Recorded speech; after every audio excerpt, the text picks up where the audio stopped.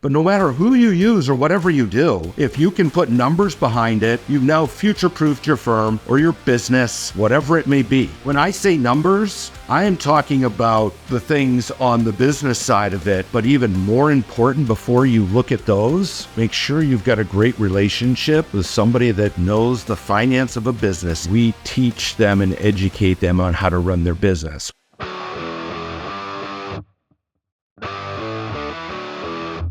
Good day and welcome to the Wealthy Entrepreneur Podcast. I am your host, Bob Govro. It is great to have you with us today. We're going to be talking with a special guest today, and I'll introduce him in a second. We're going to focus a lot on the legal business side of things today. Now, if you're not a legal business, I want you to know that this applies to you as well. Everything that we're going to talk about today applies to every entrepreneur, but this particular business owner and organization does support law firms specifically. Now, I would say what they do, there's other agencies that support other industries. So insightful in what we're going to share. It's something that you need to understand, and then also look at how you can put it in place in your own business as well. Just before we get started, I want to remind you that this is the place where we dissect the elements that contribute to entrepreneurial success, from mindset and leadership to profits and revenue. My special guest today, his name is Philip Fairley. He has an organization called the Rainmaker Institute. I'm going to share a little bit more about that, or I'll let him share a little bit more about that as we get started. But we're going to call this the Legal Marketing Mastery on Growing Law Firms with the Rainmaker Institute.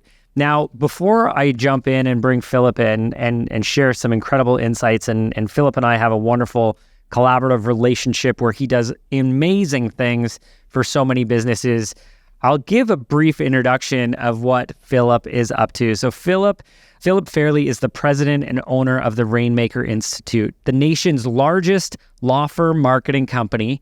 And this is in the United States, the nation's largest law firm company that focuses on client generation, lead conversion, and data analytics. During his time at Rainmaker, he co-developed Turbine, the only software platform that automates the intake process, and Rainalytics, the only tool which automatically measures all law firm data. If you're a lawyer, you're going to want to learn about what these are all about. Rainmaker has helped over 23,000 attorneys and law firms grow their business by learning and implementing proven marketing and intake strategies. And as well, he's married with 3 children and enjoys the Arizona lifestyle, mountain biking, and coaching youth sports. It is my pleasure to welcome my friend Philip Fairley into the podcast today. Okay, Philip, I'm excited to bring you in here. And listen, over the last, 6 months or so, we've had the opportunity to jump on a number of calls, look at some collaboration. I want to share a little bit about your event that you've got coming up that I think is a huge game changer for the industry. And it's always been an absolute pleasure to connect with you. You're just one of those guys that is one of the smartest guys in the room, and you just kind of shut up and listen to you and your insights. So I'm super privileged to have you on the show today.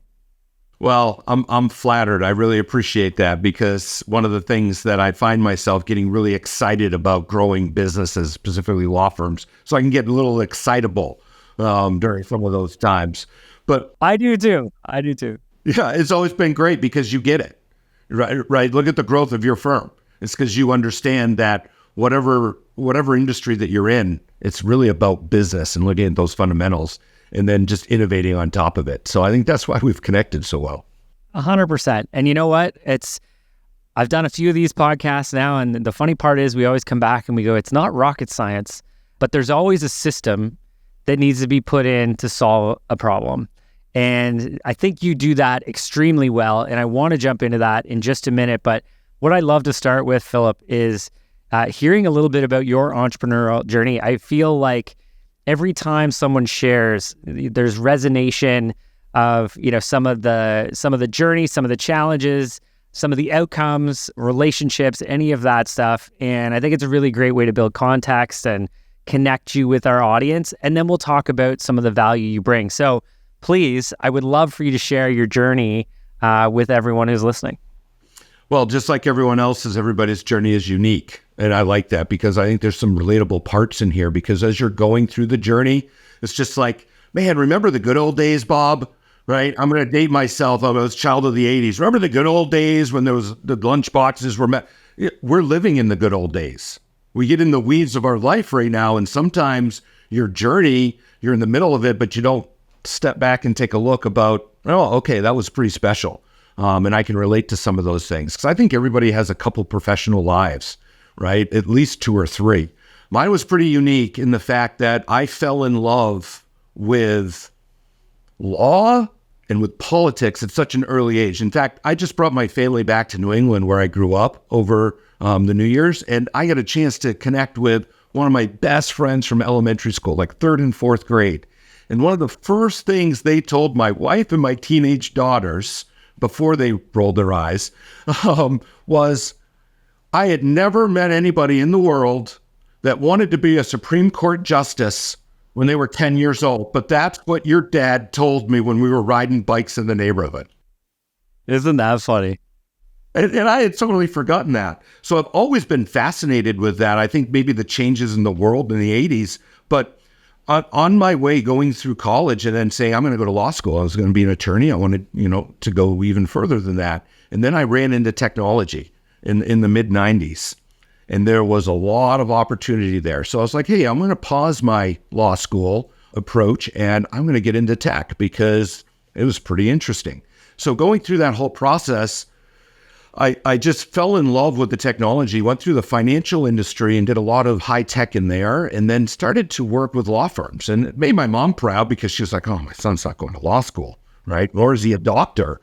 But I started working in legal tech where there was really basics, like literally putting needles practice management software in closets and like server rooms. That was how basic, but how revolutionary it was.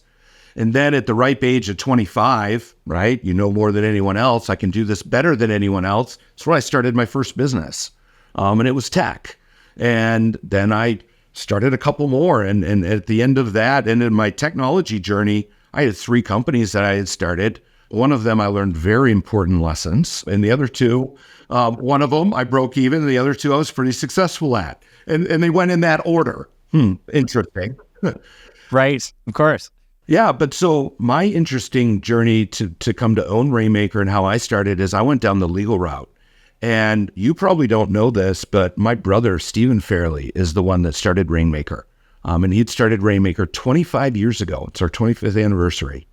And he started out with coaching and consulting. And while he was building this out and focusing on the niche, I was in Chicago building tech firms. And so I would get free coaching and consulting from him, and he would get all of his technology from me. And it was just a really nice brother relationship. And as we both grew our firms in that way, very successful, enjoyed a lot of our life together. But then in 2016, got one of those really shitty phone calls. So probably everybody listening has gotten one of those phone calls. Maybe it's from a spouse. It's from a business partner. Those are hard, but it's really bad. It's when it's your best friend that you lived in 5 different states with and went to college together, best men in each other's wedding. And I remember the day. I remember I was cutting my grass in the suburbs of Chicago, turned the mower off, answered the phone. And he's like, I got some really bad news to tell you. And he was diagnosed with cancer. And, talk about a punch in the gut, out of the blue. And so I don't know what your belief systems are, Bob, but I'm a believer in a higher power. And so we did a lot of praying together as a family and coming together. We just made a decision. So after that phone call, within 10 weeks, I sold my IT company, sold my house, 60% of my belongings. My wife said 80%, but I said 60, and packed up everything and then moved from Chicago to Arizona, not knowing what I was going to do, but except to be there to take care of my brother, Stephen. I thought I was going to open up another IT company or innovate or do something else after I got my feet wet. And then the opportunity, there was a big need to, what's the next step for Rainmaker? Because how many business owners do you work with that have continuity plans for the head of the tip of the spear, the owner? Yeah. Not nearly enough. Right. Neither did Stephen. And you know what? I think I was blessed in that opportunity to then thinking, I'm an entrepreneur. It's been a long time since I signed the back of a paycheck. So what am I going to do? But I love building things and I love owners, and I did a lot with legal tech. And so I kind of rolled into Rainmaker. And then during that whole process, unfortunately, he fought hard. And this fall, it will be 4 years since his passing. It seems like it was yesterday, but just been a blessing to be able to take his legacy and just completely insert tech and modern evolution of what's working in business. And it's just been able to grow it beyond any means that it was ever before, with completely different solutions that we're helping our clients with, all still within the legal space, but just been really able to build on his legacy and our reputation and then modernize it and supercharge it. I guess enough adjectives and platitudes, but what a great tribute to an organization that was created. But I think one of the learnings out of here is to find people too that have other skill sets and can bring value to relationships. And, I think that's one of the reasons that we've connected and, respecting each other and what we bring to the table. But for you to come into Rainmaker at that point with IT and insights from inside the larger sort of corporate world of law firms and bring that into Rainmaker is probably completely transformative as well. And, luckily for Rainmaker that they were able to bring you in and bring those insights, because you know what, there's a lot of value, and I try and tell my kids this all the time. There's a lot of value in making sure that you're approaching things from different perspectives at all times. And I think it's one of the things I learned in business school early on is to always reframe the perspective, and being able to bring in someone with tech expertise and larger sort of organization consulting into Rainmaker probably changed the direction, but probably filled some of the smaller holes of, I'm not really sure how to fix that, and you came in with solutions. So regardless of the way that you got on this journey, I'm sure Rainmaker is much better for your contributions, and certainly lucky that we get this opportunity to collaborate here today. Well, I think depending upon who you talk to, lucky to have me. Sometimes, pushing the envelope, here's the next new idea. But I walked in thinking my skills were useless, and I've got to relearn skills. And that's why people have board of directors. That's why they have mastermind groups. Bob, you know this well. That's why they look at other experts like you with a different mindset to come into their business. Because when you get stuck in the weeds, it's really hard to look above the grass. It really, really is. And I thought my tech skills would be minimal value at best. I had to tell you, within 12 months, we had our own business intelligence tool and then our own automated intake software. So I was back into tech anyway. Absolutely. But what a value add to Rainmaker and all the clients who are in there. So let's talk about Rainmaker and what you guys have going on overall, because, from an outsider, high level, you guys help law firms grow and scale their business and I don't want to say in a unique way, because there's some things that you guys do that other people do, but I feel like your approach to it and your ability to wrap everything together and deliver it is very unique in the space and something that's very needed. So please share with us Rainmaker and all of the things that you guys are doing to support your clients. Yeah, well, I think we call ourselves Rainmaker, but we also have Institute there, because one thing we've always done is teach. In fact, here's a dirty little secret. We really give away our best strategies and stuff for free, right? Because we know our marketplace. Our attorney law firm owners are very busy and they need help, and they've all been burned. So we highly educate them, and that's where we start. And then, full disclosure, if you have time or you have money, right? And that's been always our approach. We will work with smaller law firms and help them set these systems and teach and educate them until they grow to the point where they can't do it it's not the best use of their time. And then they need expert help, right? So that's really always been our approach. And the things that we've created, we started out with executive coaching. We still have a book on Amazon that's a top 10 seller in how to get started in executive coaching by my brother. We still get royalties, and it's like 25 years old.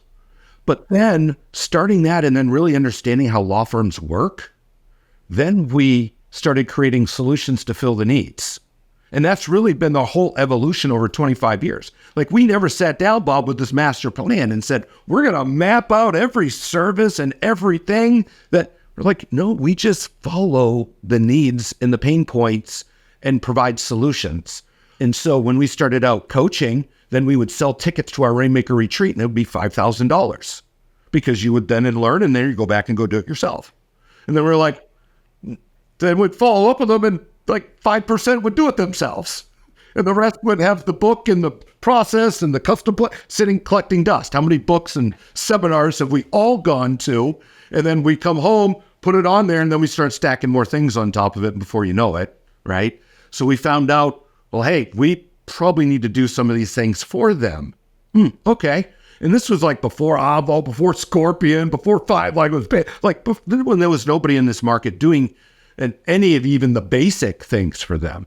And so we started generating some leads for them. And then we would generate some really good leads in this new thing called Facebook that nobody knew how to fish in this new thing called like SEO, where, Bob, we were selling, talk about transformation. What we started with, we have maybe one service that we still offer to clients. We were offering 30 blogs a month. The more blogs you put up, the more content. We'll do the 10 a month, but really you want the third. Why? Because that would lead to phone calls, right? But then we found out that our retention issues were problematic because they're like, they weren't converting those leads into clients. And they would say, well, we're going to have to part ways because, we just don't have the results, i.e. you guys suck and your leads are terrible, right? I was just trying to read through I'm a pretty practical person. And then we're like, okay, I get it. Maybe and then we pull back the covers, and they left a voicemail, and they responded to them 2.5 days later. One time. And we're like, well, this doesn't work. Oh, okay, let me teach you how to follow up. Oh, that's intake, right? Yeah, you mean the old crotchety person that nobody wants to deal with, or worse, thinking they're a receptionist and putting them in the charge of your cash flow, really, legitimately. No, they just answer the phone and determine who sets an appointment with you and who doesn't. Not a big deal. But we said, well, what are you doing with the leads that you get? And then that took us down the journey. And we had far-reaching ideas that we had to duct tape together. Reminds me of that old 80s show MacGyver, where you take an egg and crack it and build a Jeep out of it and get out of the war camp, right? And dating myself, or if you don't know that show, right? Because there was no technology to be able to accomplish these things, right? And so we created our first intake system about 18 years ago. And that was not much automation. It was just kind of like, here's data collection or data input. And so that just took us down this journey of what can we do better? What can we do more? And then when there came drip nurturing and text reminders, and when that started happening in the mid 2004, 5, 6, 8, 10, like, hey, these are new things. And we just kept evolving it. So what we do for our clients is really client acquisition, and then helping them grow into a CEO. We actually call it a lifestyle law firm, one of our trademarks. But when I say client acquisition, we help them generate leads, and then we make them convert leads. And by the way, making them convert leads, we also force them to run their firm with data like every month. Go figure that's a good idea. Go figure. I think that was probably the first time I reached out. I was like, Bob, I know you like numbers. I like numbers. Our clientele shy away from them like their clientele shy away from attorneys. And so that's one of the things we have synergy. But when you run your firm with numbers, then you get that lifestyle law firm, because then you can get a leadership team and hold them accountable with a couple numbers. You know what's working and what's not. And you keep everybody in a system and a process, and everything just starts flowing like a business. So when we say client acquisition, there's a lot of frosting that we help them with. And I think that's the point you were talking about, because a lot of marketers, there's a lot of great companies out there. I know you've got a lot of good friends that have been on your podcast that I know very well and respect well. There's a lot of shady ones. But no matter who you use or whatever you do, if you can put numbers behind it, you've now future-proofed your firm or your business, whatever it may be. And so our services grew through a client needs and them not being able to hit their goal because there was missing parts to the process. So a marketer will talk about impressions. They may even talk about phone calls, but you need to know leads, appointments set, shows, hired later, cost of that. And that's what our intake system, just by nurturing, doing all the audit, it gave all that information. So we really help our clients scale by acquiring the business and running their business like a CEO. All right, business owners, I gotta have some real talk about what he just said here for a second. All right. For those of you who've been listening, we're an 8-figure firm, 105 individuals. And this year we have organic growth of 35%. It was at 40, but summer has kind of kicked our butts because nobody is working when they should be. But that's a different challenge, different story. I say that because it took me 15 years. So we've been in business 16 years. It took me maybe 14 years to understand that exactly what Philip said is what every business is key to scaling their firm or their business is. It's not all about marketing and lead generation. You can do that really well. It's about the entire sequence, including the follow-up. And, self-identified, I've always said up to the last 2 years, my biggest challenge with generating new business and growth, and we've always been growing, there's been so much left on the table because of that lack of follow-up. You get the interest, you don't follow up, or you follow up once and they don't respond, and that's it, and you leave so much on the table.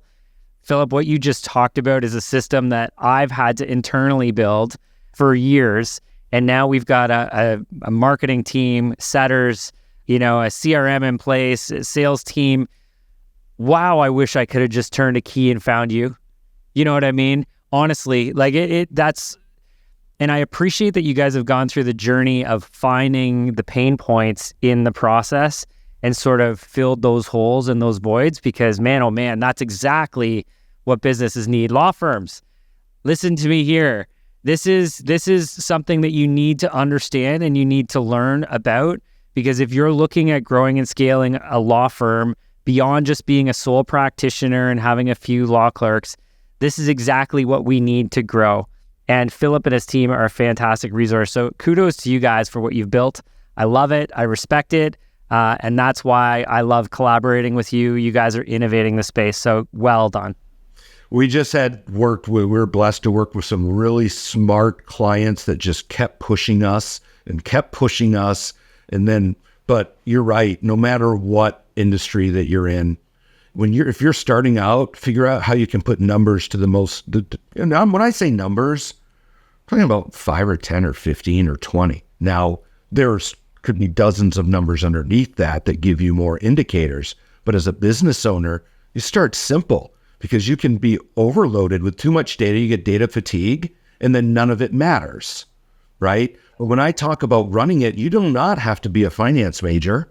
You do not have to know statistics or algebra 2 that I'm helping my team with right now. You don't have to know any of that. You need to know percentages and addition and multiplication. And when I'm talking about appointment sets, qualified leads, time on desk, close rates, conversion rates for your sales staff and the attorneys, we're talking 5 or 10 numbers. If you start looking at these every single month, you're going to then want more. But it tells a story, Bob, and you just have to listen, right? And so I'm going to say that, well, first off, I agree with everything you just said.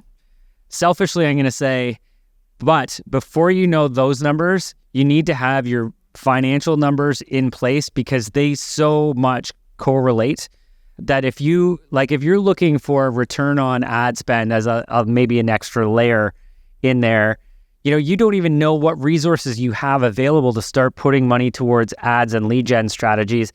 Maybe you have some free ones, but you've got to get, and the key to success in all of this and growing and scaling it, if you want to take it to another level, you have to get both.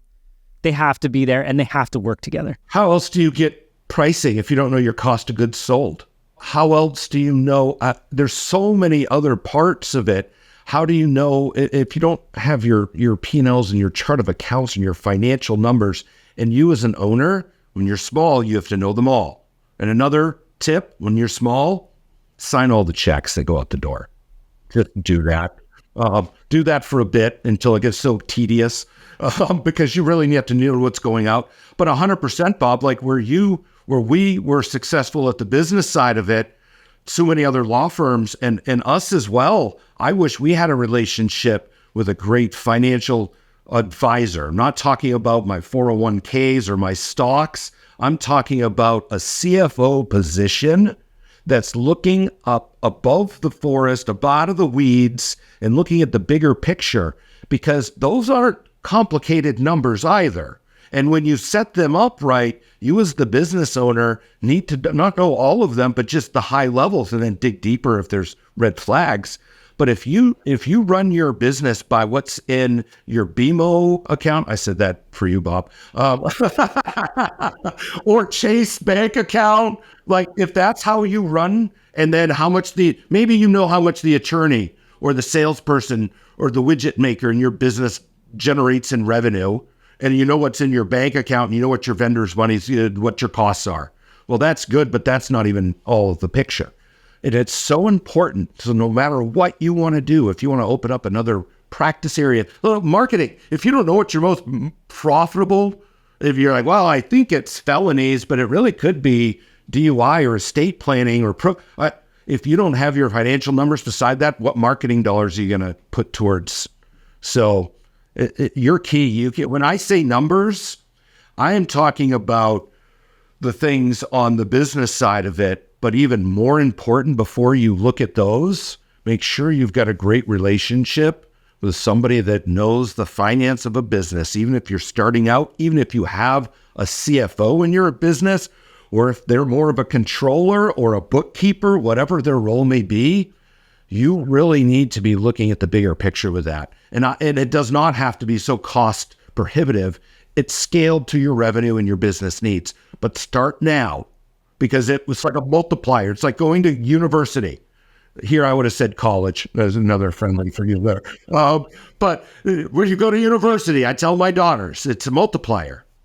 It's like a multiplier. You want to multiply anything that you do times 5. Now, when I was a kid, and when you and I went to college, I don't know if I want to lump you in that, but it was like a 10x. Now it's maybe 5x.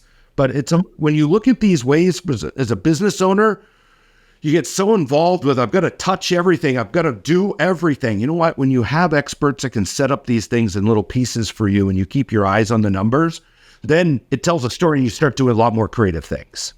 Yeah. Yeah. And once you have these systems in place, then you can focus on being the CEO, right? And I feel like so many people are trying to do all of the things. And I agree with you, sign the checks, learn the finances, learn the marketing, understand the numbers, how they all come together. But once you have a system in place that you can essentially monitor everything and deploy it out to other people, whether it's the Rainmaker Institute that's helping you with your lead gen right up to your marketing and booking sales calls, to having your finances outsourced, yes, you need to understand them, but hey, if you can just focus on being the CEO and providing all of the legal services, or as an entrepreneur in some other area, whatever solutions, whether it's focusing on major relationships, overseeing some of the productivity from the team, coaching the team, there's just so many things that you could be doing, that this is a really efficient solution to put in place to grow and scale your business. So love that. So thinking of some of the top things that you guys do, right? You said client generation, lead generation, data-driven decision-making. Talk to me about some of the automations that you guys can bring, and maybe even some of the online presence that you can bring to law firms. Because I will say this, listen, law firms, you're not far away from being accountants. And we have a lot of similarities. Our businesses operate in a very similar way. As professionals who are focused on getting specialized skills and being able to help people, we're not the best marketers, although we can learn it. But as a generalization, we don't really think about the online presence very well. We're not really great at thinking of automation because we feel like it takes away from some of the professional skills that we've developed. But this just gives us leverage to do more and help more people if we do it the right way. So Philip, enlighten us on how maybe your team supports that. Yeah, I'm going to flip it around. I'm going to talk about the online presence, and then I'll talk about the automation. But I want to make a note on automation, because a lot of people get a lot of people are talking about automation now because of AI and they get those mixed up. Automation's been around for a long time, but all it does is allow you to leverage as you scale up in a repeatable tasks. And I'll tell you the practical way, and I'll kind of frame it for law firms, but it also works in other industries when you're talking about sales. So there's a couple things right now that are working in the space. And this goes to professional services, accountants. I'm going to talk specifically about attorneys and law firms. But there's a couple things right now that are working versus what was working during COVID, post-COVID, and even pre. That's like AD BC in my life, right? What happened pre-COVID and what's BC now, right? Or what's AD, right? I'm not tricky enough to get a trademark around that. But so the things that are working right now is you just need to step back and say, how are you consuming your life? How are you consuming your digital?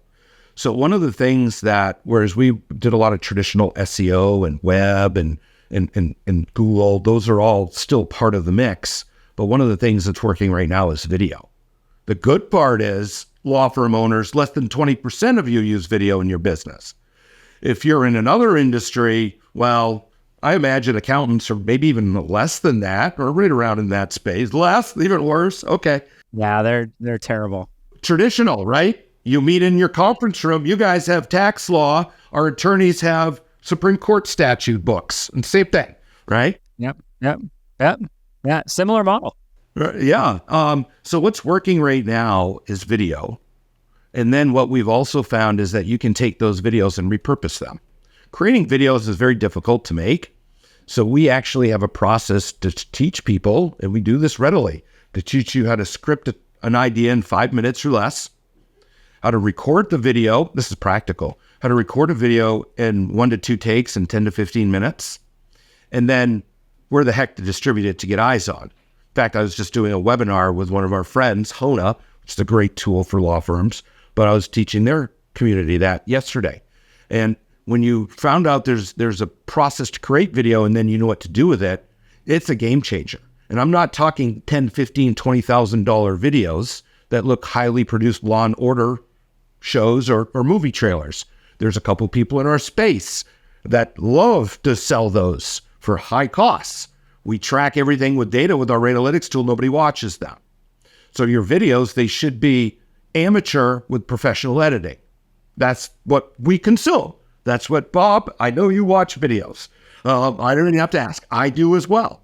So the neat part is when you create a video, and I'm going to refer to this as like a 5 to 8 minute YouTube video, shot in horizontal.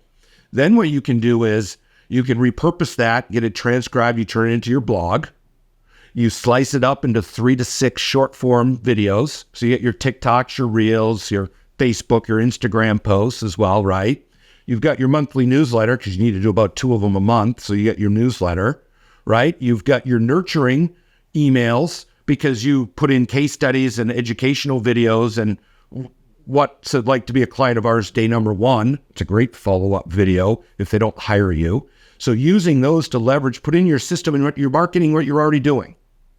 But just supercharge it with video. You create like 2 videos a month and you learn the process to slice it up. And it takes care of almost all of your organic video because you multi-purpose it. We call it omni-channel. I'm tired of single-use straws. I'm tired of single-use marketing. I hate when I see people creating TikToks or writing a newsletter. What are you doing?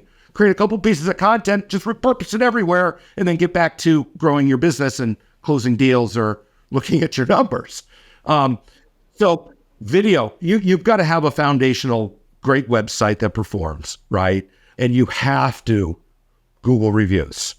In the US and in Canada, Google reviews, it's an asset that's more important than SEO. In the US, we have another tool called local service ads that you can pay per call instead of per click, like a pay-per-click. Those are very well for local businesses in your neighborhood. It's showed up on your basis of your Google reviews, and there's 3 of them at the top of the page, and you get your reviews and your picture, and you only pay per phone call, not per click. You don't get the traffic and volume, but you get a higher ROI and a much lower cost. Then, using those videos, the other best thing right now is retargeting. So if somebody hits your website, they watch a video, they've called your firm, then you retarget the hell out of them. We got all creepy back in the early 2000s with Amazon doing that when you looked at that pair of shoes. You're like, why are they following me everywhere? It's the big government, right? And I'm like, I'm sorry, guys. When I'm in the backyard sharing a beer with my neighbors, I'm like, actually, it's our fault. It's marketing fault because there's dollars to be made. That's why we did it. Where there's no like big clan that's going to oversee or some master creator, puppeteer. No, but you've literally, because not everybody, no matter what your service is or your product or your widget, you got to understand not everybody's ready to buy right now. They could be researching. One, if you're a law firm, they're scared of you. They don't even want to buy your services because they probably don't want to because they're probably not in a good spot and they're intimidating. So not everybody's ready to buy. So you have to nurture them. And you nurture them with emails, with texts, with phone calls. Please do not, like 7 to 10 phone calls if they don't hire you over a couple weeks. If you're like a law firm, if you're another service where there's not a urgent need, then it's like you're trying to sell them a mattress. But in certain areas, like law firms, it's your job to stay on their radar. But then the other thing is we spend our time on social, whatever platform, whatever it is, whatever our flavor. Don't tell me you don't. I know you're maybe pious, but you're not that you're there. And then you follow them around with retargeting. So they see the short snippets of your videos everywhere. And we do this at Rainmaker. And our budget on retargeting, you see it, Bob? Yeah, sorry. Yeah, well, I see yours, and we also do it. It's so powerful. So powerful.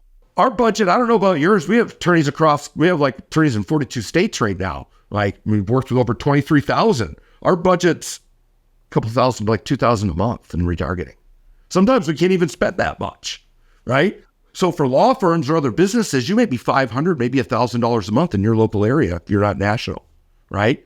If you're not retargeting, if your marketing team's not talking to you about this, if your vendor's not, then they're probably trying to sell you SEO blogs, like 30 a month. And truthfully, I had this conversation with my personal trainer the other day. He's got a great fitness brand. He's got a ton of followers. I don't know, tens of thousands anyway on his Instagram, and he gets a lot of traction. Every now and again, he gets 1 million plus interactions with some of his posts. So he's doing some incredible things that I could never do. Like I can never get that. And I'm like, yeah, you're like, that's a lot of work. And he's like, well, what do you mean? I was like, well, like I just pay to get them in front of the right people. And then, I just retarget them. And he goes, what do you mean? I was like, well, like the first time they see it, they're like, oh, that's interesting, move on. And if that's the last time they see you, then that's the last time they see you, but that's not the last time they see me. And he's like, what do you mean? I'm like, retargeting. It's very powerful. You need to understand how that works. The cheapest money and the best money you can give to Google and Meta, right? Or Facebook, right? It's just the cheapest, or YouTube. It's so effective because, in our industry, a lot of our clients love billboards. I don't know why. They spend a lot of money on branding.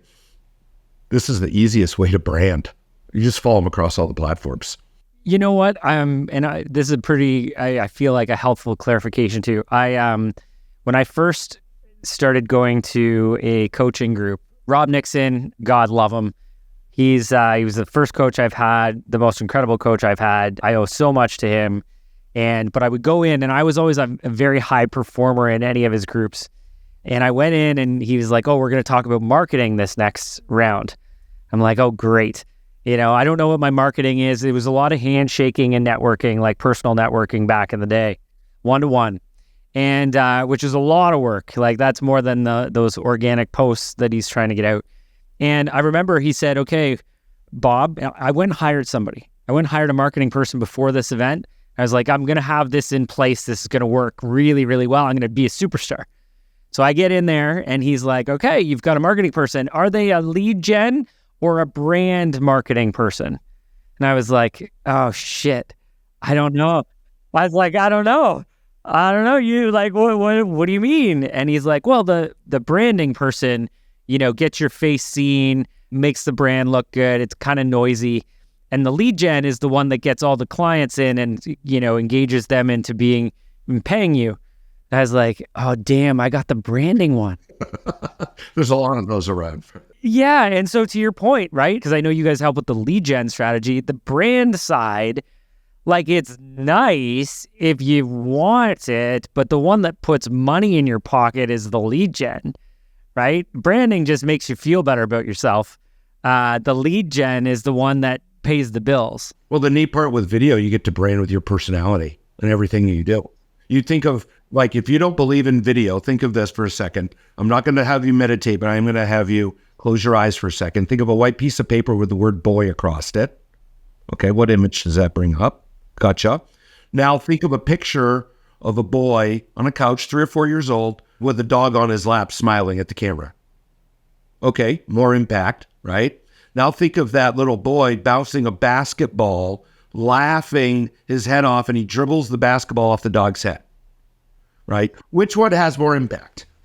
So you take your personality and you bring that through, you add it to every piece of your marketing that you do. Anywhere you can write something, think about how you can put a video in, but most people won't because they're terrified. I don't know what to say. I feel like I look stupid on camera. I'm like, well, I have a face for radio and I do it all the time. You're all right. Nobody cares about you. Look at some of the people that are out there. They're not all beautiful. They don't care, right? So all of those things still lead to the point of, now we have these leads and they're generated. Now what am I going to do with them? Because too many people in our industry, and I'm going to say in your industry as well, because I used to work with a lot of accountants on the IT side and tech side of it, that you think your marketing job is done after they've contacted your firm. Like, no, that's only half of it. That's lead generation. Your coach could have said, are they branding, PR? Are they lead generation, or are they lead conversion? They're different. They're radically different because not everybody's ready to buy. So that led to the automation. To answer your question, I think you asked me like 30 minutes ago. I told you I wanted to get to the automation part of it because that was what our clients were struggling with. And so automation, don't be scared of it. It's not generative AI where it's going to write messages for you. When you look at automation, you do things, look what it did to the dental industry, right? If you're an attorney and you have a show problem for your consults, fix it. It's easy. Other industries, you mean have a problem for your salespeople getting show. Well, is somebody calling them the day before or the day of? Are they sending them a text message that's automated and a couple emails that are automated? And are they sending them a video from the person they're meeting with saying, sitting in their backyard with a dog saying, hey, this is why I do this. This is why I help. This is what I can potentially help you with. I'm excited to meet you. Make sure you bring all your questions.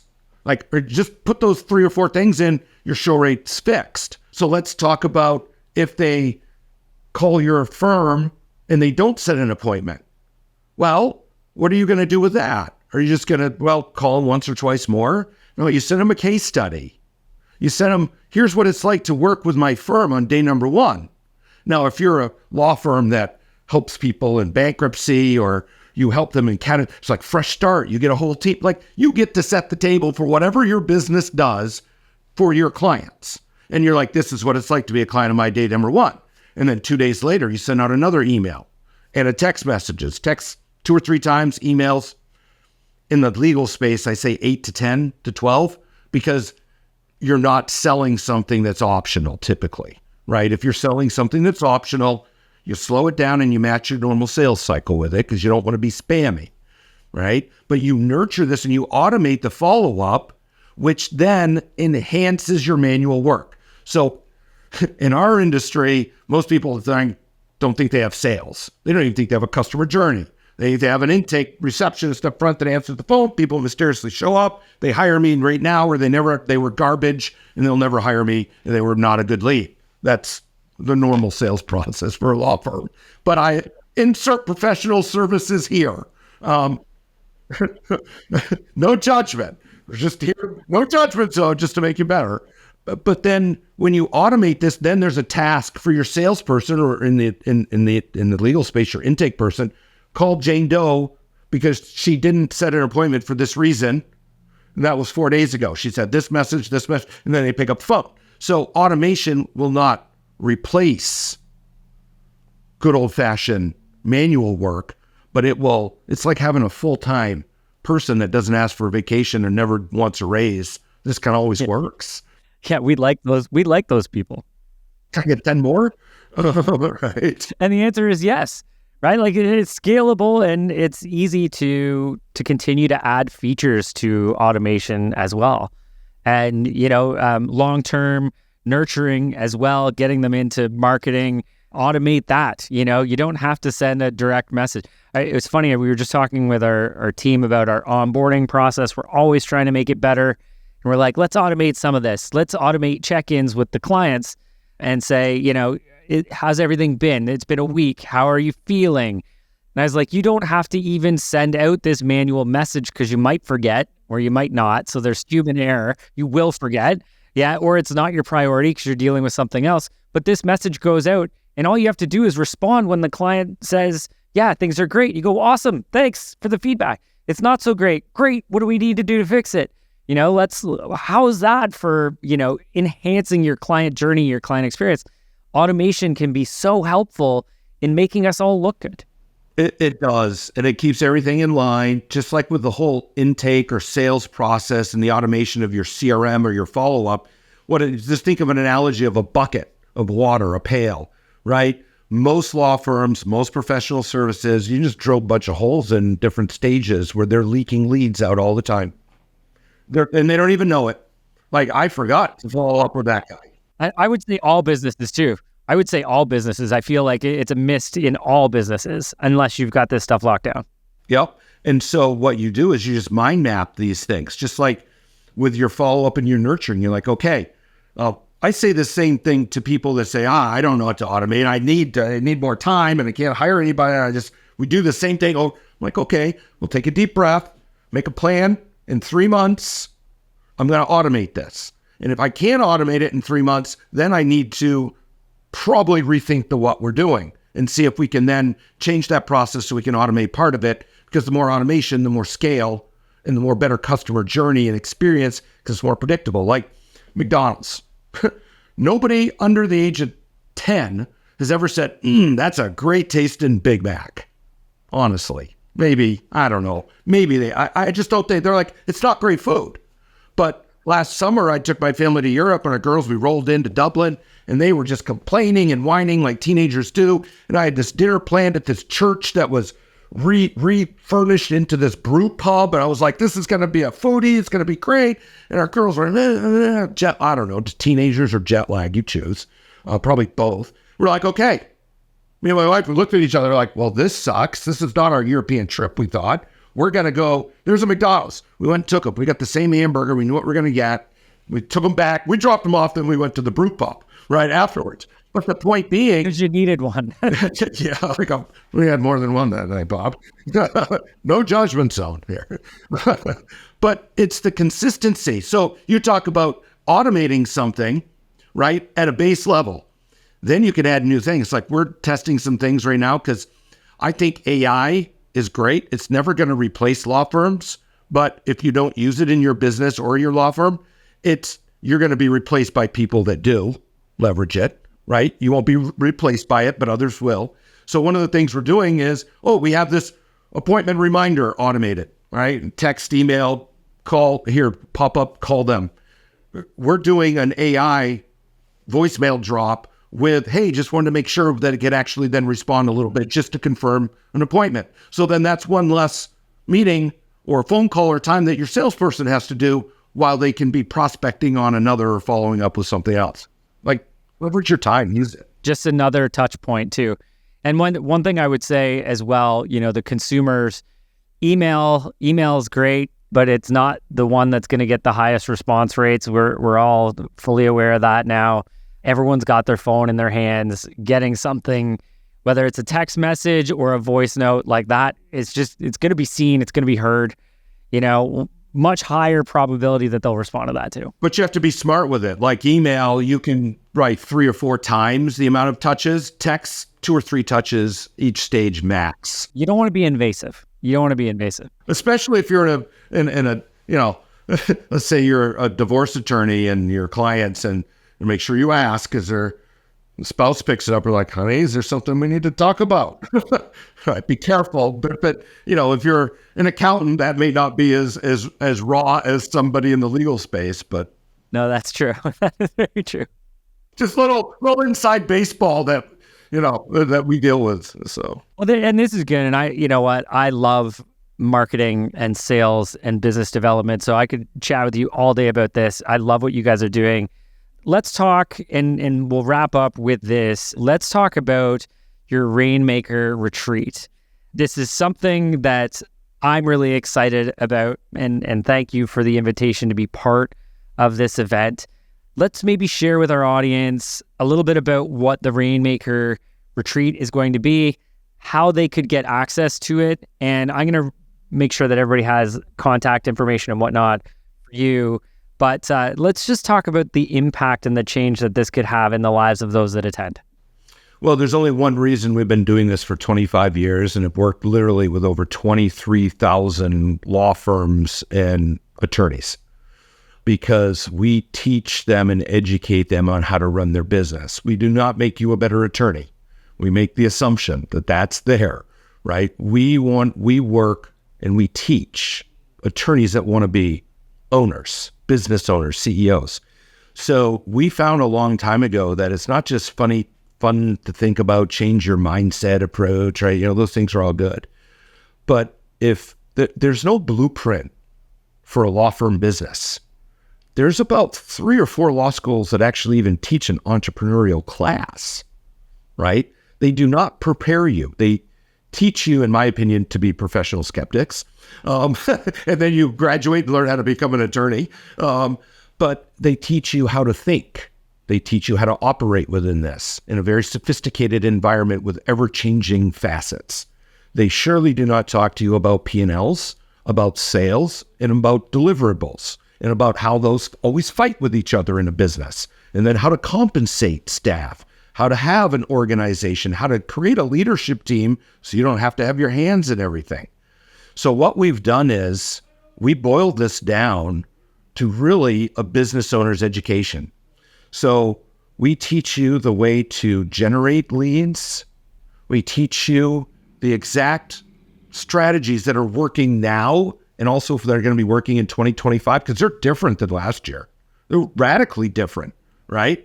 Especially per practice area. So we teach you how to generate leads so you can go do this, or your marketing team can go do this. The next day, we teach you how to take those leads and convert them. No matter what area, what size, what evolution or what level of firm that you are, to how to take your intake, your leads, and convert them into clients at 70-80% rate. And that's not a joke. Now, if you're in a different business, Rainmaker Retreat's probably not for you, but those are high sales close rates. But remember, attorneys, they're not here for that mattress or a set of tires. They've got something legit going on in their life. So we teach them how to convert. Then the biggest part that I am so excited that you're going to be a part of is then teaching them the business of law firms, teaching them how to run their business, create a leadership team, things to think about, and how to operate so you can get out of the day-to-day minutia, the day-to-day legal work, the day-to-day making the sausage, right? Because there's a certain point in your time that's not the highest use and value of your time. So then we teach you how to generate leads, how to convert those leads, and then how to run your business with numbers that we talked about the first part of this. We force you, like, here's the exact numbers. Here's how you track the numbers. Here's what you need to do with the numbers. Here's how you interpret those numbers. And then we wrap it up with a taste of what every business owner, every law firm business owner, because you're in a sophisticated industry and you just doubled down on difficulty and said, I'm going to start my own business because I can do this better than everyone else, right? So the third day, we dedicate this to what we call our lifestyle law firm. It's really being able to enjoy all the hard work. You get to play hard. So this event, since it's our 25th anniversary, we brought a couple of guests along. You were one of those. You were one of my most exciting ones that we could bring, because you bring an aspect that normally is not taught in our industry, and I love it. But we're having everybody participate in Torrey Pines Golf Course. Now, if you're not a golfer, you don't have to be good, because we're doing a scramble. That means 4 people hit your ball and you take your best one and you go from there. But it's a bucket list iconic. They've had 2 U.S. Open PGA Championship tournaments here. So we're having it at the Lodge at Torrey Pine. Think of the golf course, drops right off into the ocean. There's the Pacific Ocean, just north of San Diego. So we're going to teach you how to run your business, how to generate clients, how to scale it, be a CEO. And then we're going to teach you, if you do these things, we're going to show you what the lifestyle that you can get. And that's what our Rainmaker retreat is. And what is the date of the retreat? It's the 8th through the 10th of November in Torrey Pines. And the best place to find out information is rainmakerretreat.com.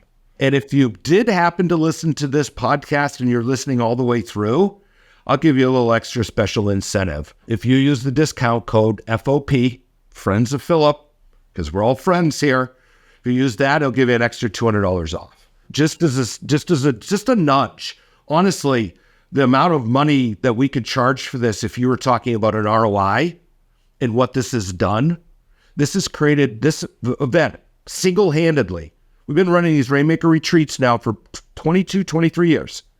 This event, single-handedly, and what we teach, that you fill your notebook up and you go back and implement it yourself, if that's your choice, or get your trusted partners to implement it, it has turned more law firms into 7- and 8-figure businesses than any other activity you could get to.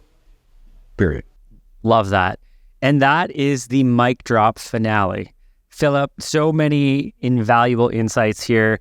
First off, thank you for sharing your entrepreneurial story. It definitely took a different turn than I was expecting, but excited about what you and your brother have created.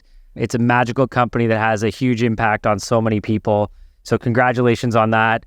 Thank you for sharing your insights related to marketing and your turnkey system. Again, guys, turnkey system for taking leads to closing deals. That's how we need to grow and scale our business. We need all of those systems in place.